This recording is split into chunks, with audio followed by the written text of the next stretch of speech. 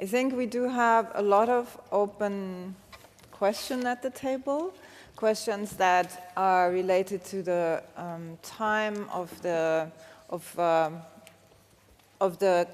constitution, or the emergence of the nation states in relation to questions of property, in the relations to questions of language, but also on how they get represented and what their imaginaries in this respect are. We had the question on the table which brings us straight to where we are at now, and this is the question of global labor markets and how they can be regulated in terms of, how does the virtual existence of the internet tie back or not to the physicality of how we then how we have come to imagine the nation, which again is not only a physicality, as we know, and we have also learned.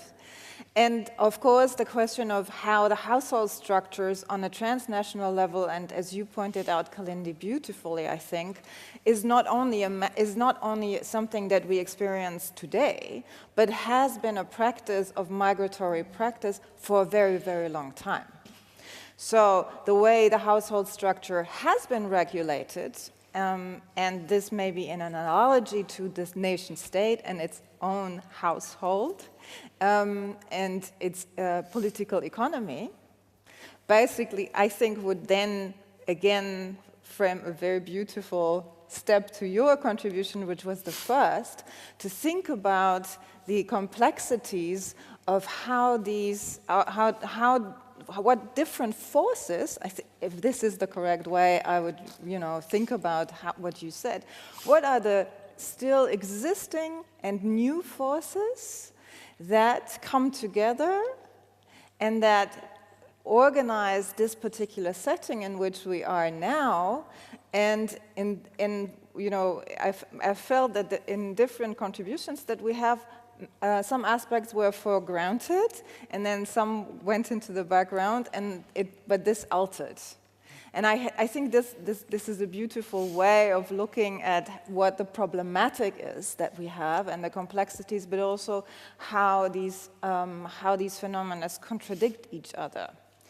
So the overall idea, just to explain this to better than the audience, was to actually pose questions to the history of the nation or nations, and the question of the nation form from a perspective of escaping forces.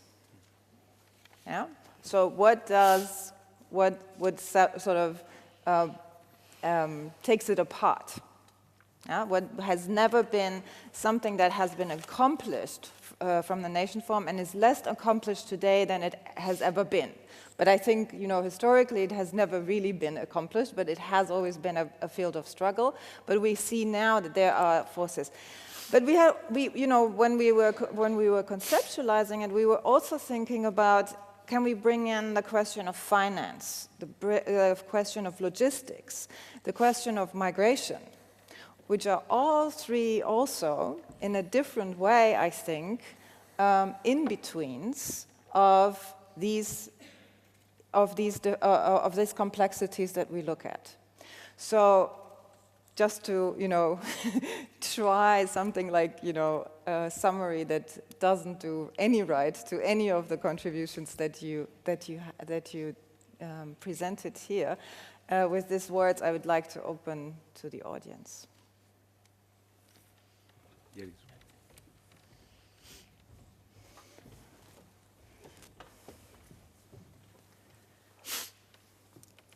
I would like to ask Brenna and Mark I would like to see sort of a connection again between the two of your presentations, because if I got that right, Mark, you were, obviously, as with all organizing for rights, for labor rights, that's never been sort of built on an already established ground. You fight for your rights, they're not necessarily already there. Now, however, we do have the problem that if you ask for regulation, it has to refer back to a conception of rights. and now rights and the law are two different things. But I found it incredibly interesting proposition to rethink all political concepts through the lens of property, to reevaluate how we think certain political theories if we take into account the idea of property and property law. And I was thinking that maybe there's something between sort of the question of law in relation to this, to what you were talking about, Mark, and I just wanted to see the two of you maybe discuss this a bit further. I mean, also because as we know, I mean, this is sort of presupposed on what you're saying, as we all know, the whole question of organizing, using the word in particular because of the whole history of unions, right? I mean, unions as something that refers back to the idea of the nation state, or is organizing only according to the nation state. At least in Germany, it's been the question of how much of the outsourcing that is happening in spatial organizations. For instance, the rebuilding of Potsdamer Platz that was mainly, done by outsourced, or the Mall of Shame, the big Berlin mall, which is done with migrant labor, and there also the same question pertains, even though they're in the same space and they did organize. But so there's something that is fundamentally also at the idea of the law as something that is bound to the nation state, and yeah. So I'm not really also making sense, but I'm trying to, I would like to hear more here. Shall we collect? Sure. Yeah.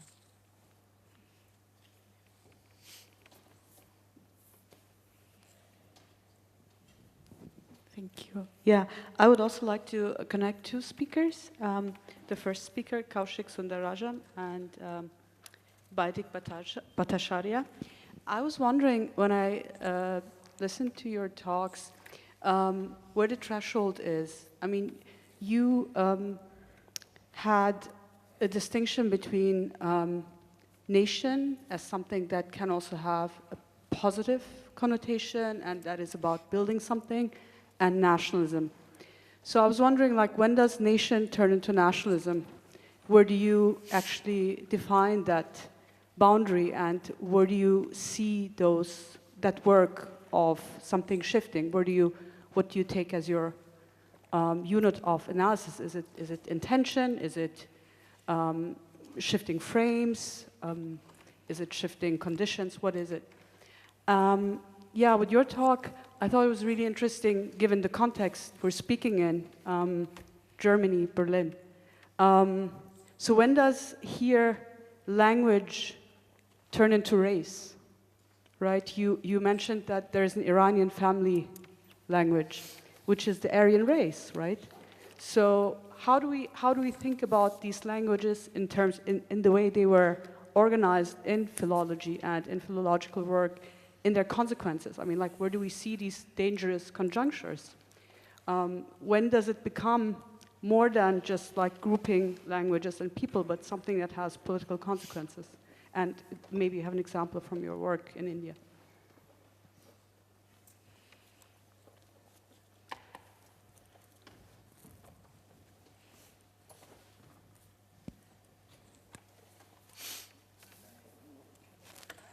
Yeah.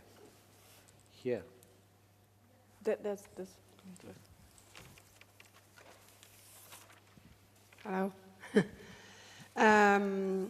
I think I don't really have a question. It's just I think it's very funny that we have a very in all your discussions we have all the words which come from the part of the family, and I adopted a child and I had the situation to overthink the model and the construction of family, and I quote kind of in my way Butler, that she said in the repetition lies the possibility to overcome and redefine everything that seems to be stable. And I think it's very interesting that Balibar yesterday said that maybe there is a possibility or a free way to not being a nation or being a gender.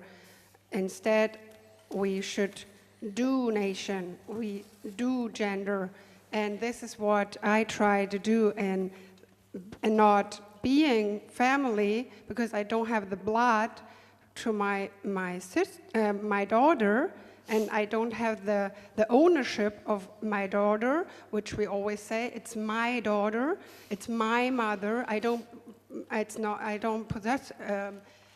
own her, but I do family. I live family. And maybe it's just an idea I get from, because there is language family, we have all this family inside. Yeah, thank you.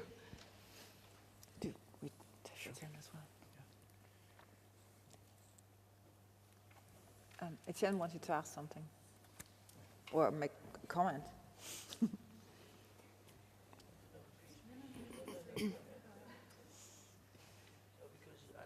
I'm torn.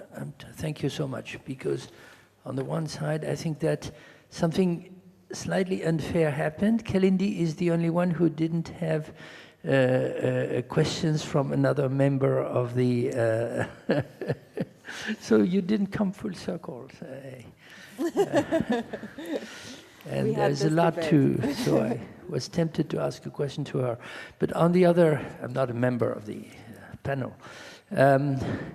Okay, I do it, which it remains a little vague in my mind. But since the question of the nation form and the intrinsic articulation of the nation form with a certain, let's call it bourgeois, that will be simple,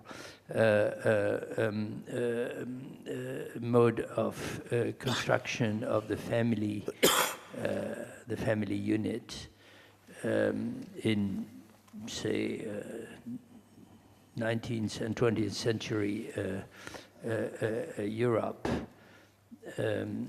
is clearly a crucial core issue here.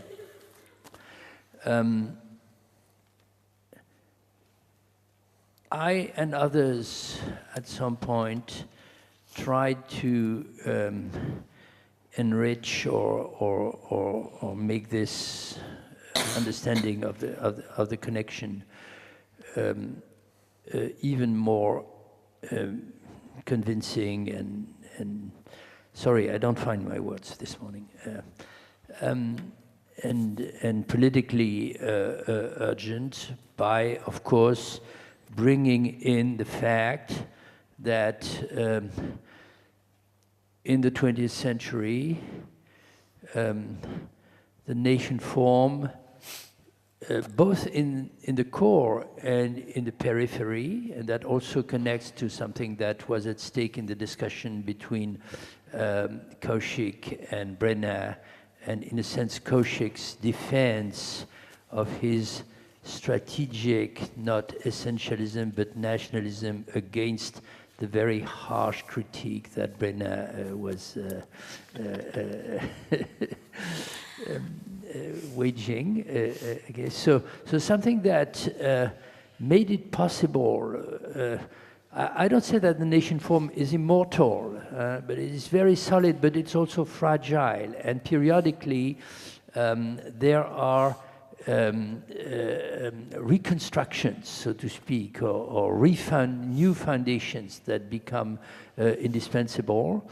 And in the 20th century, both in the ex-colonial and the decolonized countries, a crucial additional ingredient was socialism. I mean, so in the broad sense. So Kaushik developed that on his side, and as for our core European, Western, Northern countries, of course, it was der Sozialstaat. I mean, the state would not keep working as the centralizing, homogenizing, hegemonizing national unit if the nation did not incorporate social rights into citizens' rights. But that has an immediate relationship to the question of the family, because most of the social rights, the whole construction, in fact, rely on the twin or double relationship to workplace, salary, being a wage laborer, and family, and in fact, most of the welfare is directed at the family. So now, at some point, and many of us never, I'm forced to admit, this is also part of the Marxist legacy and the tradition of unions and so on. We didn't take enough into account the fact that this family, the family which makes it possible in a sense to articulate social rights with national citizenship, is the very place where the wife, and more generally the woman, plus some assistance in some cases, is doing that unpaid, I'm stating the obvious, I mean, is doing that unpaid labor, which is the object of the contract you were talking about. So now the fact is that this this social welfare system, and therefore the national social state, as I provocatively tried to define it some time ago, is collapsing, or it's not collapsing, in fact, it's resisting, but it's under permanent attack and assault coming from neoliberal policies. And at the same time, during exactly the same moment, of course, the absolute impossibility to understand how families work, how they are constituted, what kind of internal relations of power and social relations they embody. This is coming to the fore, and of course it's coming to the fore mainly and essentially under the, as an effect, I would say, of feminist discourse, feminist actions, even strikes, as Veronica Paro explained to us yesterday. Women are collectively able to reenact Lysistrata's strategy. We are no longer doing the job automatically, and so on and so on. So you have, so my question is, this revolt, this powerful movement, this bringing to the light and to the open that there was a hidden secret or not so hidden a secret in the structure of the family, is that also a capacity to keep something, I would say, of the idea of welfare, and help resist the neoliberal strategies of complete individualization of life? Or does it project us into kind of unknown? I mean, I don't know if that is relevant or not, but...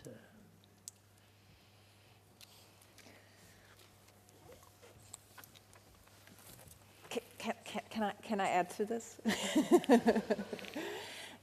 Just because I also would like to bring into dialogue Brenna's and Kalindi's thinking, and maybe pick up on what Etienne just said.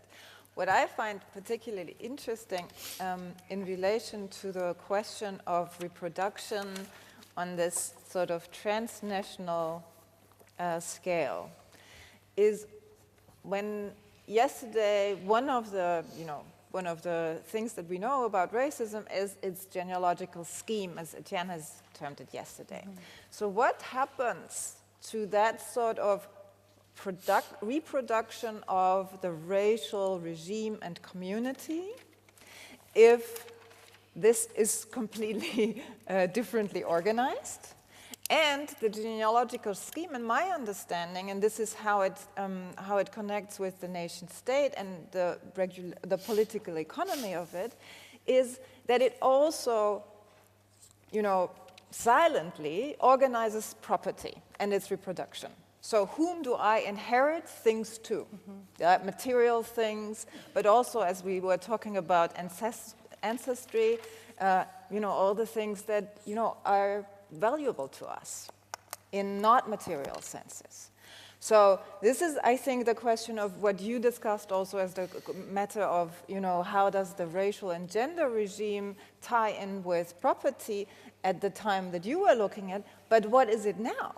That we have these sort of possibilities of reproductive medicine and technology, et cetera, where at the one hand, genes and the DNA and so on becomes more objectified, and at the same time we have a completely, dissolution, particularly because there is reproductive medicine and the possibility in which all these ties that have been, that were tried to be objectified as possible become more loose. So I think this is at the same time a contradictory development. It's not one line. It's really, genes are more clear and less clear at the same time, I would say. So this would, and in combining the property question and not only the racial gender and the national question together, maybe that's too big of a question, but, that's what moves me.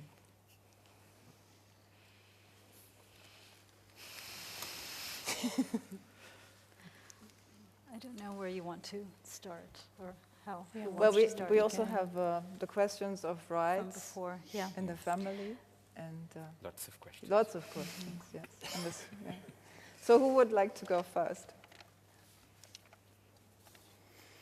We could start with the first question, Yes. I suppose. I mean, I want to take up the question about rights by actually asking Mark, kind of along the same lines, a question about jurisdiction, because that's how that's what I was thinking about when you were talking about the objective of regulating these forms of labor. So I guess the question is, if labor rights and employment rights are usually stipulated along the lines of the nation state, and that's, all labor regulation is contained within that jurisdiction. Are national laws actually adequate to the cloud, to put it in a nutshell? So, is there amongst people who are such as yourself who are doing this kind of work, are there conceptions now of non-territorially specific forms of rights and regulation that are adequate to the forms of labor, or is this something that is going to, in your view, remain tethered to the nation state? In which case, are we going to see the same problems with other industries, whereby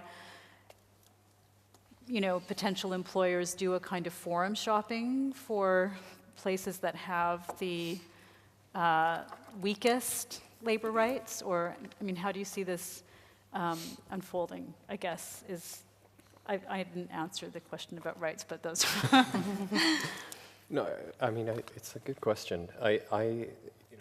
Basically, can we have non-territorial laws? I would strongly come out and say absolutely not, because I think it's a very dangerous proposition to imagine that these platforms, the clients that source work through these platforms, these big companies, that they can somehow exist beyond the realm of regulation. Because who's going to regulate them? Well, you can have laws made at an extraterritorial. We have lots of international legal regimes, right, where laws are made at a global level, but then enforced nationally. But Enforced nationally, which still implies that everything happens somewhere. Right? Yeah. I think what's dangerous here is the imagination that this stuff might just happen in the quote-unquote Virtually. online, in the Yeah. virtual world, in the cyberspace, which I would strongly argue it doesn't exist. There's no such thing. Everything we do that is digitally mediated, it happens somewhere. Whether you're, it might feel like it's online if you're in some sort of deep dark web chat space or something, but the computer's somewhere, the data's somewhere, the flesh is somewhere, the wires are somewhere. yeah, no, I didn't mean to ask if there can be regimes of labor law that aren't situated, but I kind of use the term non-territorially specific, like. I mean, maybe to turn this back around, I mean, as a geographer, I think that's kind of a question for lawyers rather than geographers. To me, what's important is just the dual question of, I think to begin answering these questions, we need to first of all figure out where we imagine these things happening. Where if you're a client in Berlin and you're interacting with a worker in Nairobi, and you're working through an American platform that stores its data in Iceland, that's step one, is figuring out where all this stuff is, the jurisdiction, and the flows of data and capital and labor. And then once we figure that out, to figure out, well, are the laws, are the regulations that might apply in these different jurisdictions, are those the ones that we want to see? Are they having meaningful impact in these contexts? I mean, that's when I hand over to the lawyers, but I think what's important here is that in some of these contexts, we might imagine that, well, we need to rethink law, we need to rethink regulation, we need something totally new. But in a lot of the situations that I've seen, it's simply that everyone's just ignoring the law. And so it's not necessarily that we need new laws in place. It's that we have things like minimum wage laws in place in most countries. It's just they're being totally ignored. But I know I'm not answering your No, question. there's not a specific answer. It's just Okay. There were more questions? Should I To do the the two of you? nationalism thing?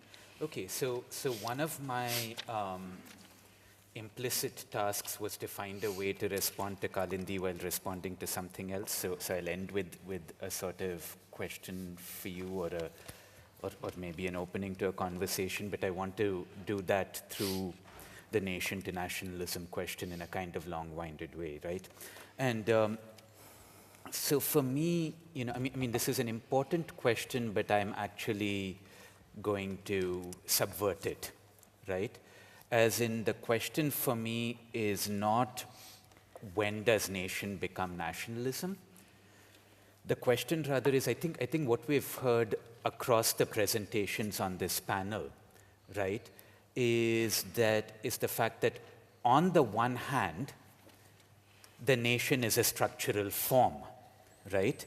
i.e., it is a certain kind of entity that is defined by and operates through certain often contradictory logics. And when I say form, I think with Marx here, when Marx talks about the money form and the commodity form, right? And we're asking about how the nation form relates to other forms, the class form, the race form, right? Just as when Marx talked not only about the money form and the commodity form, but he talked about the relationships between the two, he could tell us something about value, about capital, and about exploitation, right? So on the one hand, we're talking about a form, right? But Marx also told us that there was a conjunctural materialization of the structural logics of the forms and their relationships in multiple and differentiated capitalisms, right? Similarly, I think that we are also asking the question of the differential and conjunctural materializations of the nation form in different bases and kinds of nation through historical conjuncture, So there's this question of the conjunctural materialization of the structure of the nation form in different kinds of nationalisms, right? Xenophobic, imperialist, post-colonial, settler colonial, ethnic, identitarian. And sometimes the relationships between these can be quite complex, right? I mean, how does one think conceptually of the relationship between ethnic Sinhala nationalism and an ethnic nationalism based in Kashmiriyat wanting azadi and self-determination, for instance, right? It's a complex kind of question. Now, the thing is that nationalisms contain within themselves ideas and ideals that exceed the particular constitution of nation, right? And here, the question of the universal revolutionary ideals that inhere in certain kinds of constitutional moments of nations are very important. And the question of both the French and the American revolutions is vital for me here, right? And this is where, for me, Etienne's discussions of equilibrité are so important, as in thinking of the ideal of equilibrité as simultaneously a constitutional national ideal, but as an ideal that exceeds the nation, right?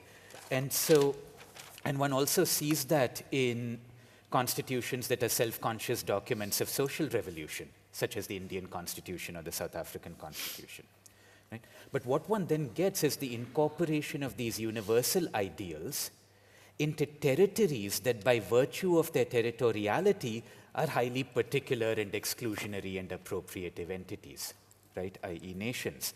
So you get these sort of square pegs in round holes, where you get these universal ideals in particular and particularistic territories that get represented and embodied in certain ways. In other words, at the heart of the problem of the relationship between nation and nationalism is also the relationship between universality and particularity, and this is something that Etienne keeps writing about as well. So it's not nation becoming nationalism, but it's the simultaneous structural and conjunctural question of the nation, where the structural and conjunctural are often in antinomous relationship with one another, alongside the simultaneous universalistic and particularistic question of the nation, where the universal and the particular are often in antinomous relationship with one another, therefore making this a site of politics, right? So this is the problem as I see it.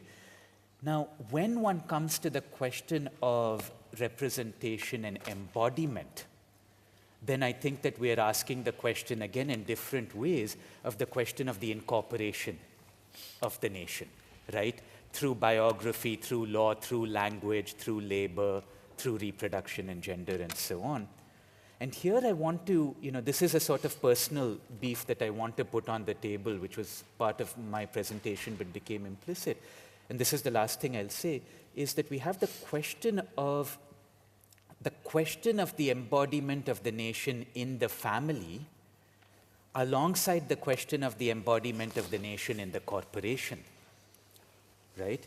And I think these two come together in really interesting ways in surrogacy, right? Because I think we have to think about this as also a transnational corporate formation. And if we think with Thorsten Veblen of the corporation as a formal coalition of ownership, i.e. the question of the corporation is fundamentally a question of property, can we analogously think of the family as a formal coalition of ownership, and what might that mean, right? As in, when one thinks of dimensions of not just reproduction, but questions of inheritance, all the kinds of legal and propertied questions that inhere within the question of family that become really vital questions around surrogate relationships. But not just the question of inheritance, because the question of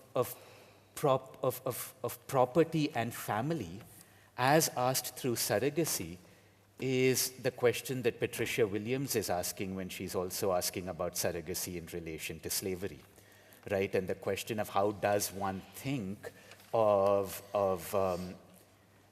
being an object of property in relation to contemporary politics of surrogacy, if one thinks of it out of questions of slave inheritance, where one's own ancestors were chattel, right? And so I guess the question that I'm putting on the table is, how does one think of the contemporary conjunctural relationship of the embodiment of the nation in family alongside corporation in relation to, for instance, certain historical embodiments of the family out of relations of slavery, for instance?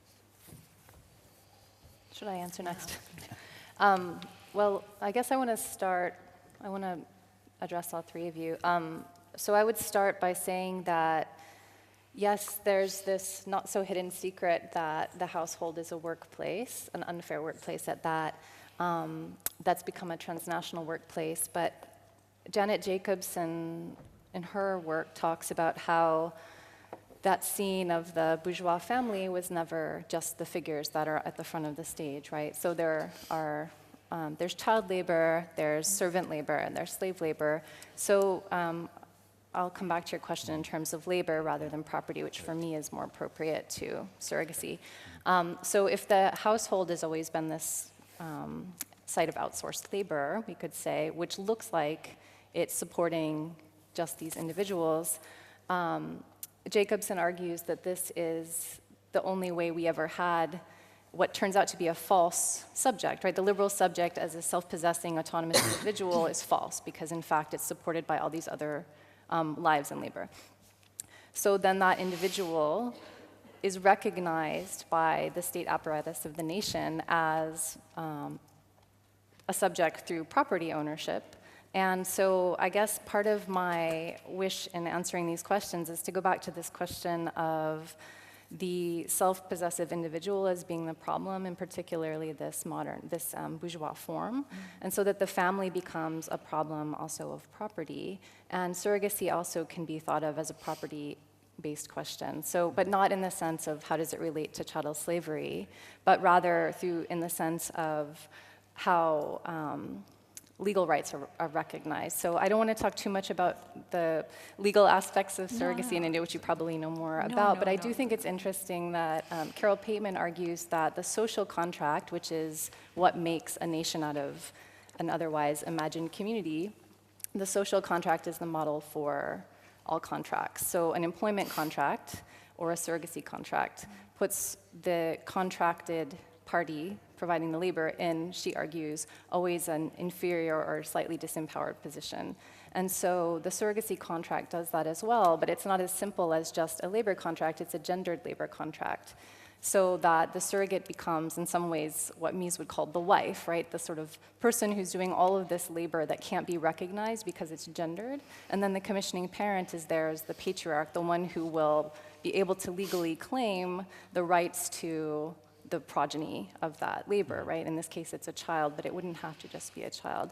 And so then DNA becomes a medicalized or even a scientized logic of how to trace property and rights, but the problem is the structures of recognition of who counts as a subject through property. So that's sort of a very abstract answer to lots of questions at the same time. Thank you. There was a question to you, Baidik. Yeah.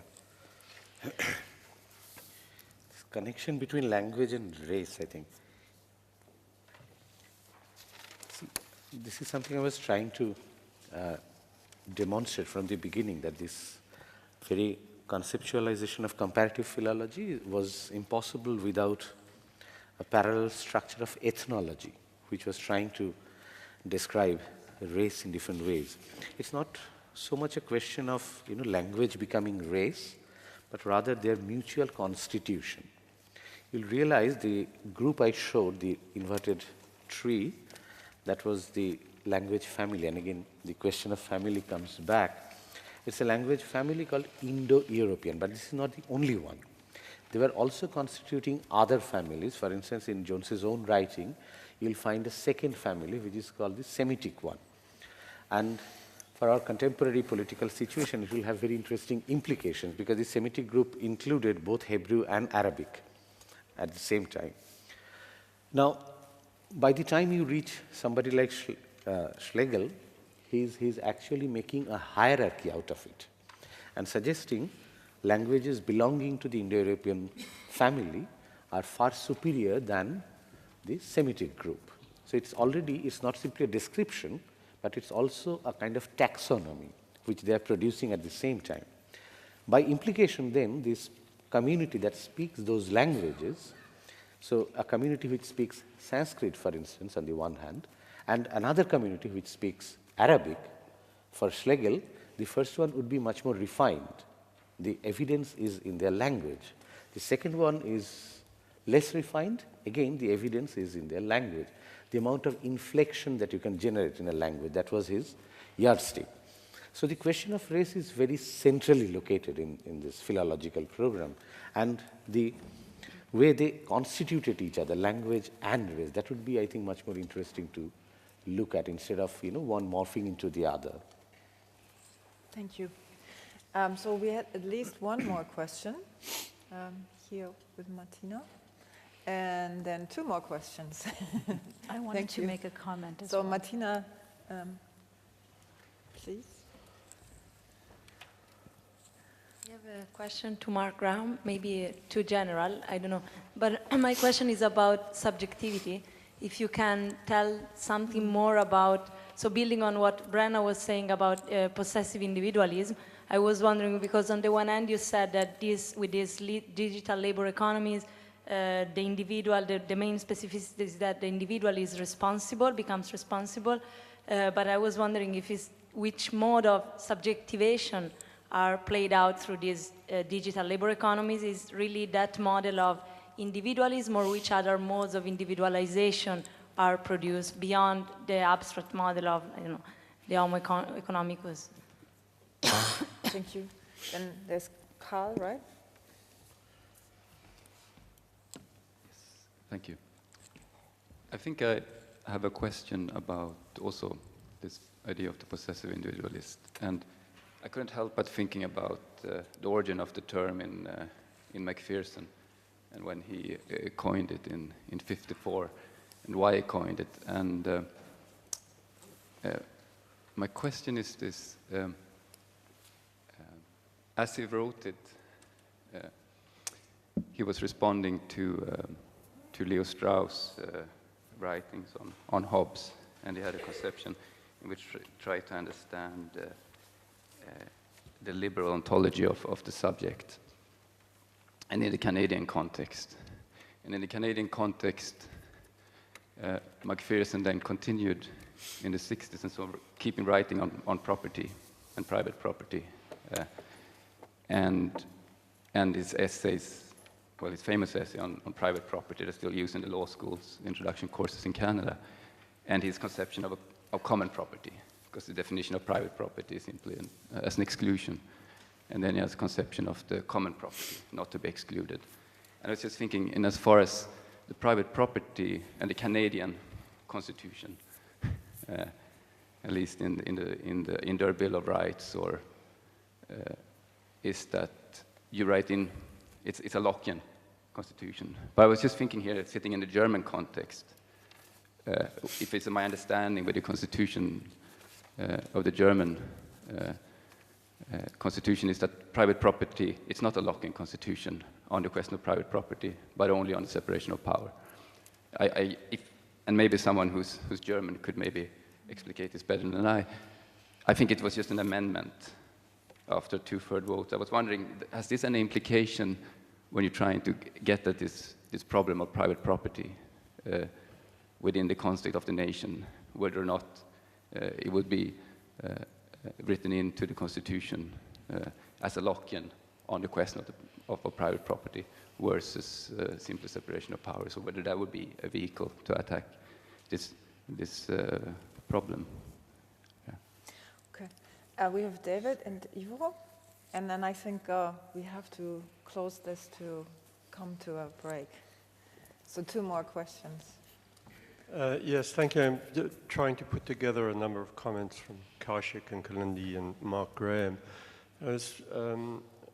Etienne, both in the book and in other places, like his article in Anatomy of Racism in 1991, talks about the way in which race both supernationalizes and supranationalizes, right? So race both has the impact of rendering the nation more emphatic in a way, bounded in particular ways, but also more globalized, more outreaching, precisely because, those who are white,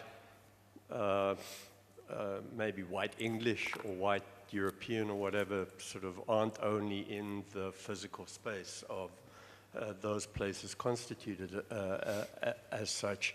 And the unwhite are obviously also configured both geographically but transgeographically. And I wonder how the digital actually both exacerbates and undercuts that set of containments and trans-containments, if you want to put it in those terms, in the following sorts of ways. Last night, Etienne was speaking to the way in which race has an eliminationist aspect to it. And the eliminationist is not just exterminable, although it's often that. It's also in terms of removal, but you could add a third dimension, which is refusal, right? I mean, people who are here are removed, but people who don't get here are refused to be here. Right? So all those dimensions are at work, and what the digital, in the form of labor condition does, is make refusability the possibility of an ongoing form of racial exploitation. Right? In a way, I mean, all the people you were referencing in your data were people unwhite, right? People elsewhere who are, to use the terms of yesterday, people of color, people who are not in the historical sense European, and so on and so forth, right? And I mean, when you think of the configuration of the 7.1 billion, right, less than 1 billion people in the world are white, if you add them all up. Of the 2.4 billion on the internet, a disproportionate number are white, right? Maybe 40% or so on. And there are, of course, differentials in relation to accessibility internet-wise.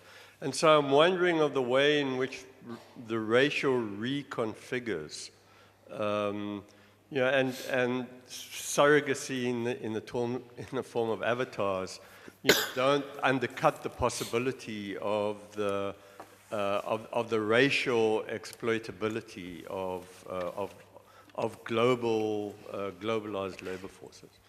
So it's a complicated set of questions, but I think there's a new configuration of labor that is at the interface of class, nation, and race, actually. Yeah, thank you. So we have one last question. Yeah. I want to come back to the other part of what, Manuela, what you said for the current conjuncture, which for me seems to be as crucial as the question of property, and that is the fact of the transnationalization of household structures. And my question would just add another layer to it by asking whether it would be not only helpful, but if we differentiate between family on the one side as an ideological form or something, or even as it's in the book, an ideological state apparatuses, and the household structures as, yes, workplace, as was said, or economic form, in and under which the family then will be the form in and under which these household structures are dominated, or even are in the nation form are formed to be that. Then the question of the household structures that are fleeing the family would be, from the other side, the question: how do specific household structures of migration and so on, and transnational household structures, how do they get familiarized to reproduce the nation? And this for example, could be a question of the what was talked about, the reproductive medicine, but also of gay and lesbian marriage and so on and so on. And to what extent is this possible would then be my addition to what Manuela said as a question. To what extent can they be familiarized and thereby then maybe reproduce also the fictitious ethnicity? Okay, so we have the question of the subjectivity of labor. We have the combination of the constitution and property. We have the question, how does the racial reconfigure the digital economy and its labor, right? Or the labor stratification. And vice versa, thank you. And we have the question about if the household structure is the economic form, there's also an ideological form that then, if the household structure transnationalizes, is there also, to put it as simply as possible, an ideology that defamiliarizes, so puts back the ideology into these new formations, right? Is that how okay, good. So we look forward to your answers. I mean, I just wanted to address the question, although I do really want to hear from someone who's familiar with the German Constitution, because I'm not, but I wanted to just reply with one thought about constitutions that make explicit provision for quite radical and politically transformative modes of land redistribution, and we can think about the post-apartheid South African constitution really as a model in this regard. And what we've seen since the end of apartheid with this very, I won't say revolutionary, but really transformative constitutional architecture that's been introduced is that when it comes to property rights and particularly in the very vexed area of squatters' rights and people being displaced in the current moment, that while courts have gone so far as to recognize forms of vulnerability and precarity that were produced during the apartheid era, an ideology of private ownership is still very much at the central referent point against which those considerations are measured. And so, you know, even in situations where there's a very clear, legalized, you know, constitutional principle to redistribute land and to remedy all of the injustices of the forced displacement and dispossession that happened during the apartheid era, really in the language trying to dismantle those racial regimes of ownership. You see the power of property and the power of the ideology of possessive individualism, you know, coming back quite centrally in legal adjudications of these cases, which I think is important to bear in mind. And I just wanted to kind of come back to the question about the nation state and this idea of thinking about different kinds of, not nationalism, but dealing with the nation state in a strategic way. I didn't think I was being too harsh, but anyway, I want to just make the point that came up yesterday, which is that, you know, when we think about these questions, you know, the answers don't come out really out of our attempts at theorization, right? They come out of what's happening on the ground. And I think when we think about particular political struggles, it's really important to think about positions taken by people who are being subordinated, who are in subordinate positions. So, you know, if we think about any, so I was really taken with the story about about Pushpa, the surrogate, who really completely, you know, throws into question how we normally understand remuneration and contracts for employment and property, right, by by asking the commissioning parent, what are you going to do for me after the contract ends? And also not seeing the product of her labor as a product or an object to be owned, but as something much more than that. So in thinking about other or more radical political imaginaries, I think it, that's what, that's where I want to, these are the places we need to look. And I think a little bit more, in a more mundane way, we can think about the labor struggle Mark and I are, and many others are engaged with in the UK over our pensions. So today marks the end of 4 weeks of industrial action, which for British academics is unprecedented, I think.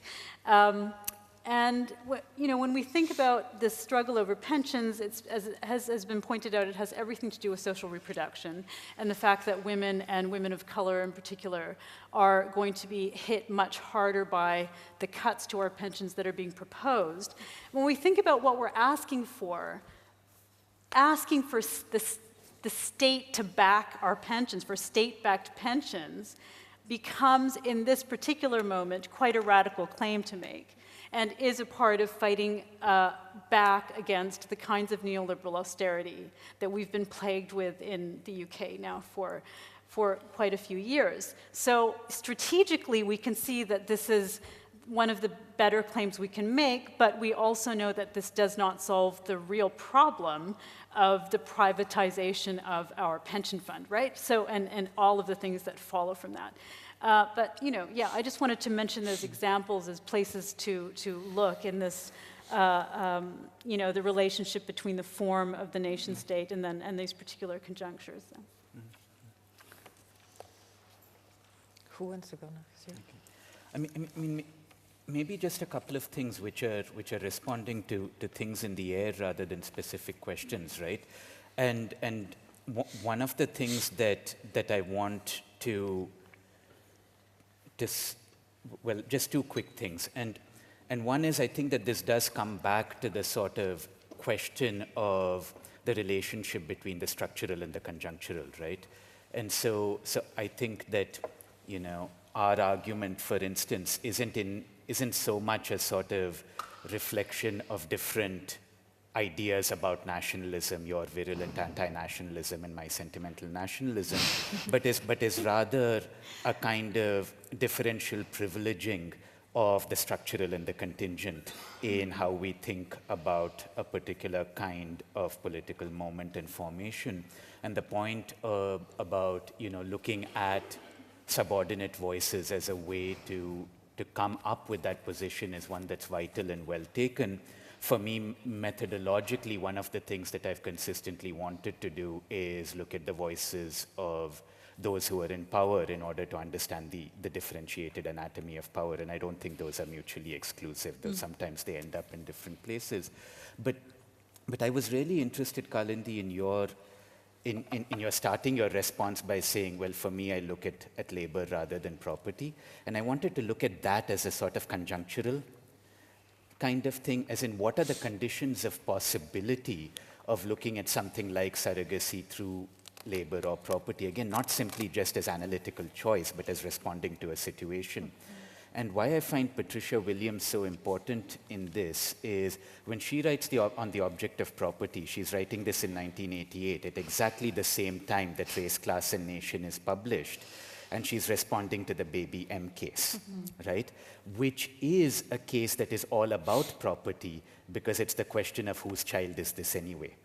So as we think of the 30-year arc since Race, Class, Nation, this is also the 30-year arc of the transnationalization of surrogacy, where in a sense, when we think about transnational surrogacy, it's not possible to ask that question, whose child is this anyway, because of course it's not the surrogates in India's, right? Like that's not even on the table. And so I'm interested in the conditions of possibility of asking a question through labor or property.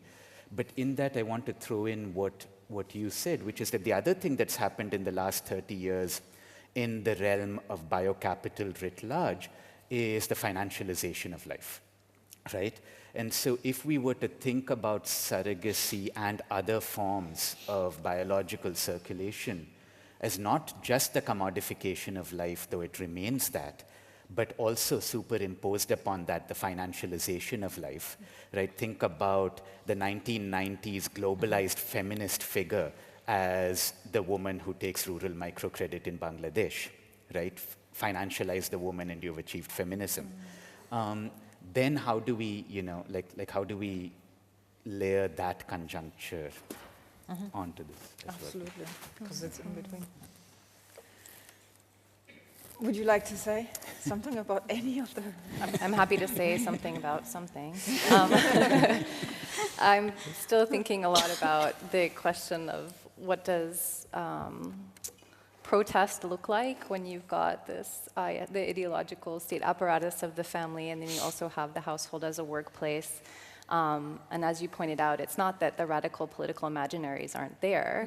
Like someone said, some people are offering models for what is ethics of responsibility all the time. And I mean, part of the questions that I was interested in asking you are, how does one find those moments through platforms where no one's in the same room in crowdsourced labor? Where do you find the moments where you can connect over what is the ethics of responsibility here? And in ending my remarks on this question of the difference between asking the state to recognize your right to a retirement, right?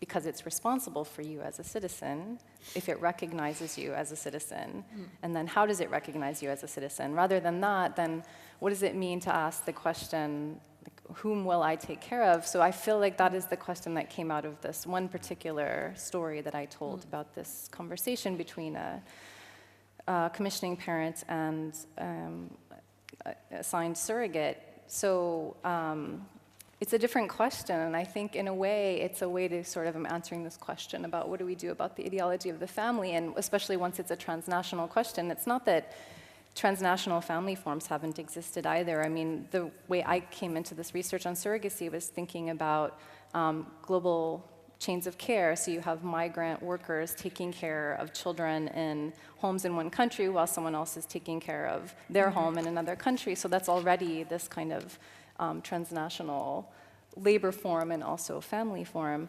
But in terms of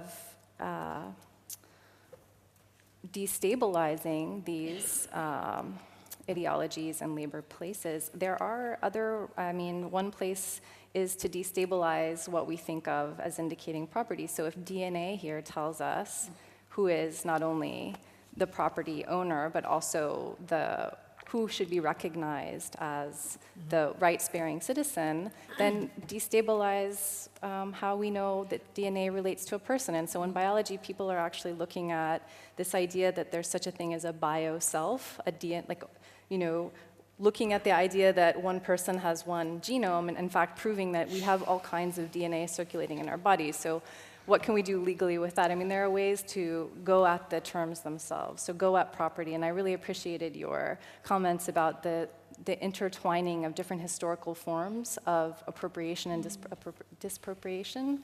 I think those kinds of methods are most useful, instead of assuming we have one property form, one subject form, et cetera.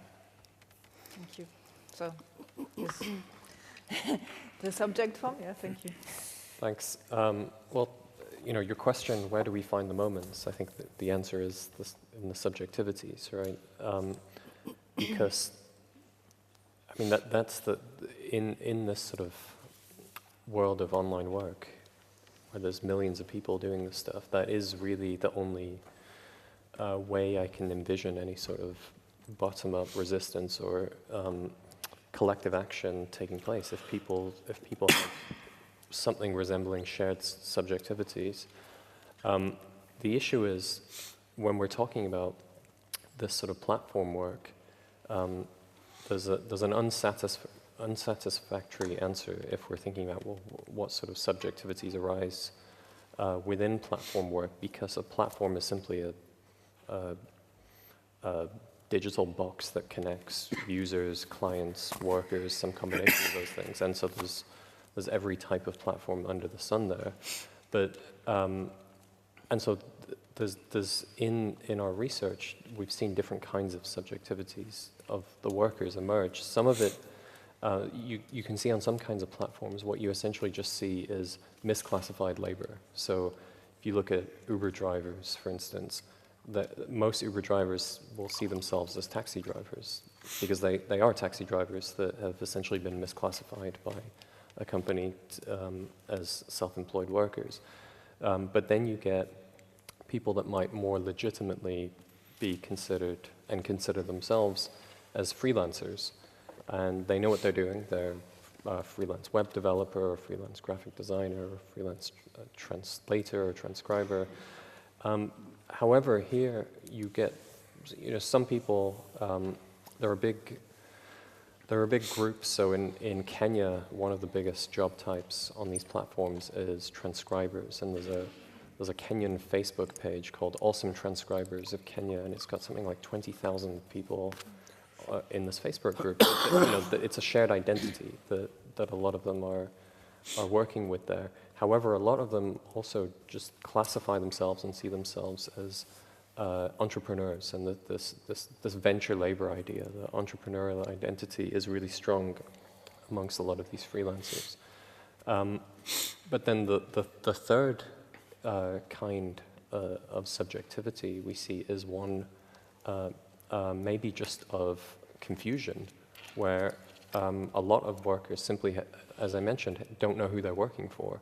Not only don't know who they're working for, don't know what they're doing, as in they're given a task to do, but they're never told who the task is for, what the purpose of the task is, how money is made from them doing this task, what sort of value chains it fits into.